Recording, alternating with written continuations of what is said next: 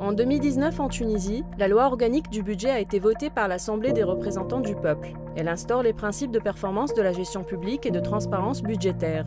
Parmi les innovations majeures introduites dans le processus d'élaboration de la loi de finances, les annexes à la loi de finances ainsi que les projets et les rapports annuels de performance. Ces documents permettent d'améliorer la transparence de la gestion publique. Ce principe de transparence exige de clarifier le rôle de tous les intervenants dans l'action publique, de fournir une information pertinente, claire, intelligible, qui pourrait permettre la participation des citoyens, des députés dans le façonnement de l'action publique. Tous les rapports qui sont élaborés en application de l'article 46 de la nouvelle loi organique du budget sont publiés sur le site GBO. Ainsi, citoyens, société civile, chercheurs, universitaires, députés et journalistes pourront trouver l'information qu'ils recherchent sur ce site-là. Les plans et les rapports de performance sont une grande réalisation de cette réforme. Ils sont préparés chaque année par tous les ministères et donnent une information très riche sur ce que les ministères veulent réaliser avec le budget qui leur est attribué. Les annexes à la loi de finances constituent une innovation très importante suite à l'adoption de la loi organique du budget. Ils donnent de l'information chaque année sur des aspects comme la dette publique, la situation financière des entreprises publiques. Depuis novembre 2018, l'unité GBO centrale, avec l'appui des experts mobilisés par Expertise France, s'est lancée dans l'opérationnalisation de la loi organique du budget et qui passe nécessairement par la déclinaison opérationnelle des programmes. J'ai travaillé avec ma collègue Nicole Darras, essentiellement auprès des départements ministériels, sur deux sujets majeurs, le cadre de performance d'une part, sa déclinaison opérationnelle et la déclinaison de la performance qui sont quand même, je veux dire, des colonnes vertébrales de la mise en œuvre de la GBO. Alors une fois qu'on a fixé le cadre de performance, c'est-à-dire que fait le ministère, quelles sont ses priorités, quelle est la stratégie, où veut-il aller et comment mesure-t-il sa performance. À partir de ce moment-là, c'est comment le faire.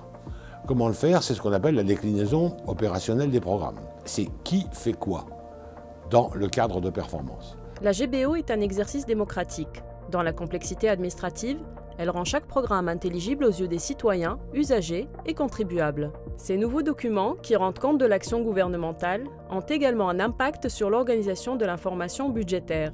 Ce sont les nomenclatures qui ont permis le passage d'un budget basé sur des moyens où on retrouve uniquement des ministères et derrière ces ministères on retrouve des crédits qui sont classés par nature économique de la dépense à un budget où on retrouve des politiques publiques, on retrouve des activités qui sont réalisées dans le cadre de cette politique publique, on retrouve aussi la chaîne de responsabilité qui intervient dans la réalisation de cette politique publique à travers le responsable programme, le responsable sous-programme, les unités opérationnelles aussi.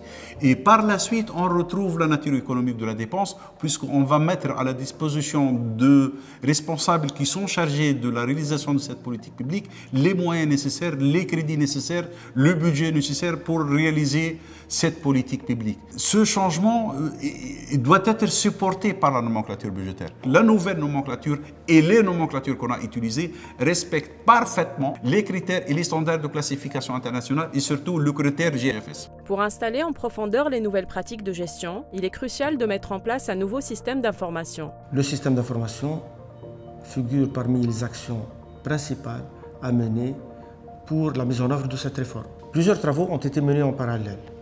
Premièrement, l'adaptation des systèmes informatiques actuels, AMED pour la préparation budgétaire et ADEB pour l'exécution du budget.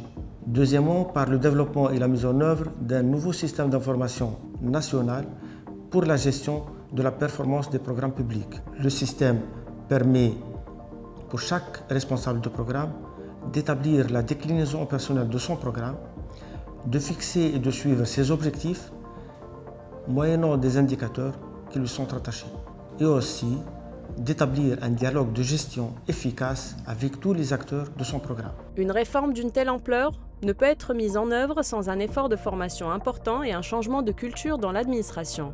قامت المدرسة الوطنية المالية بالتنسيق مع الوحدة المركزية للتصرف في الميزانية حسب الأهداف بإعداد وتصور برنامج تكويني لمختلف الفاعلين والمتدخلين في التصرف في الميزانية حسب الأهداف.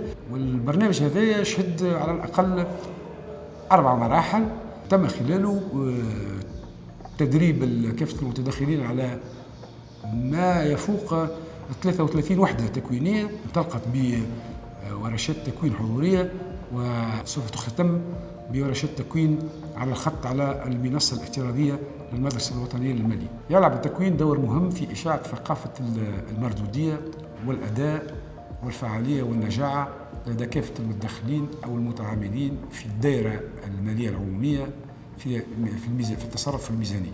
Ces nouveaux principes de performance de la gestion publique et de transparence budgétaire impliquent un véritable changement de culture dans l'administration tunisienne, changement qui va de pair avec la transition démocratique que connaît la Tunisie actuellement.